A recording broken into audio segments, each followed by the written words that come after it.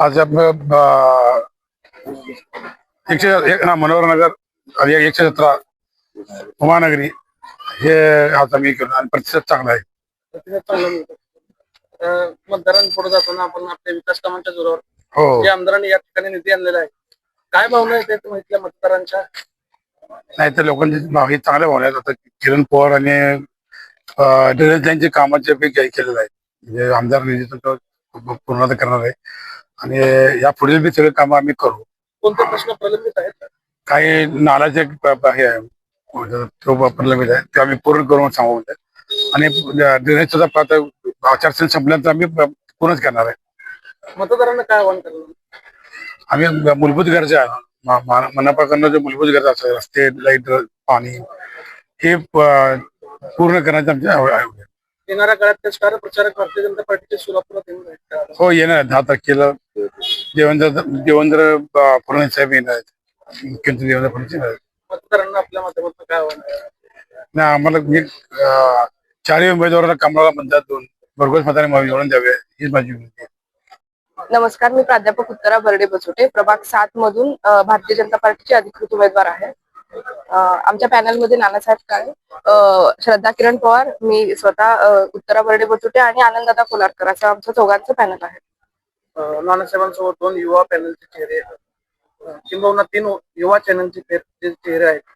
ते पहिल्यांदा निवडणुकीत उतरले आहेत. कसा मिळतो प्रतिसाद मतदारांचा? काय भावना आहे? मतदारांचा प्रतिसाद तर खूप छान आहे. म्हणजे झालेले कामांबद्दल ते कृतज्ञता व्यक्त करतात आणि हक्कानी पुढे तुम्हाला ही कामं करायची हे आम्हाला सांगतायत. त्याच्यावरच आम्हाला कळतंय की त्यांना आम्हाला निवडून द्यायचंय. ज्या हक्कानी ते सांगतायत की आम्हाला की तुम्ही ही कामं पुढे करायची आहेत. ज्येष्ठ नागरिक असतील, युवा वर्ग असेल, काय अपेक्षा? अपेक्षा भरपूर आहेत. कसं महानगरपालिकेचं बजेट आहे 25-26चं, जवळजवळ 1296 कोटीचं बजेट आहे. त्यामध्ये 120 कोटीचा निधी जो आहे तो नवीन कामांसाठी राखीव आहे. तर त्यामधून युवा आणि महिलांसाठी आम्ही स्किल डेव्हलपमेंट किंवा कौशल्य विकास केंद्र ह्याच्यावरती भर देणार आहोत. तसंच महिलांसाठी सेल्फ डिफेन्स फ्री प्रशिक्षण त्याच्यावरही आमचा जोर देण्याचा पुढचा विचार आहे. म्हणजे नानासाहेब जसं म्हणले की आधी मूलभूत सुविधा ज्या आहेत त्याचे बऱ्यापैकी टेंडर पास झालेले आहेत किंवा ते कामं मार्गी पाईपलाईन मध्ये आहेत. ते झाल्यानंतर ही ऍडिशनल कामं आम्ही ही चौघं मिळून ऍज अ टीम नक्की करणार आहोत. लाडकी बहीण योजना प्रभावी ठरत आहे का? नक्कीच प्रतिसाद तर मिळत आहे.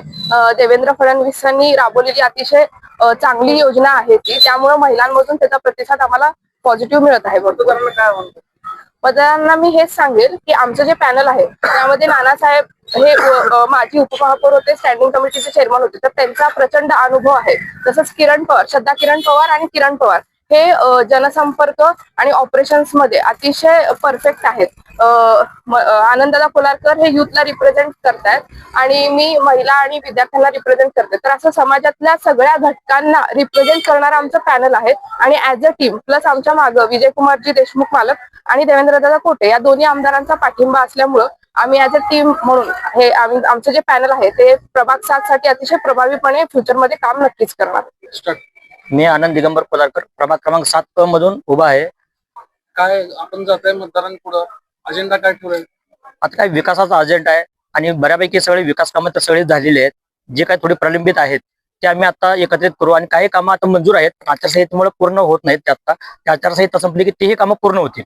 कोट्यवधींचा निधी आमदार देशमुख आणि कोठे यांनी प्रभागात आणलेला आहे. काय मतदारांची प्रतिक्रिया आहे? नक्कीच मतदार पूर्ण खुश आहेत सगळे. आणि आता आम्ही जे फिरतोय मतदारांच्या समोर जातोय, आम्हाला काय सांगायची गरज नाही. लोकांकडून असा प्रतिसाद मिळते की हे काम आमचे झालेत आणि हक्कानं सांगतात की पुढे तुम्ही निवडून आल्यानंतर तुम्ही आता हे फक्त एवढे राहिलेले काम आहेत तुम्ही पूर्ण करून द्या. युवा शक्तीसाठी काय ध्येय धोरण आहेत का? हा, नक्कीच युवा शक्तीला आपण आता प्रोत्साहित करतोय की जास्तीत जास्त युवा प्रवाह आता त्या प्रवाहात यावं, उद्योगधंद्याला लागावं, कामकाजाला लागावं, असं आम्ही नक्कीच प्रयत्न करू. मतदारांना काय? जास्तीत जास्त मतदार बाहेर पडून उत्स्फूर्तपणे मतदान करावं, मतदानाची टक्केवारी वाढावं, एवढंच नागरिकांना आवाहन करतो. Like, subscribe, click on the bell.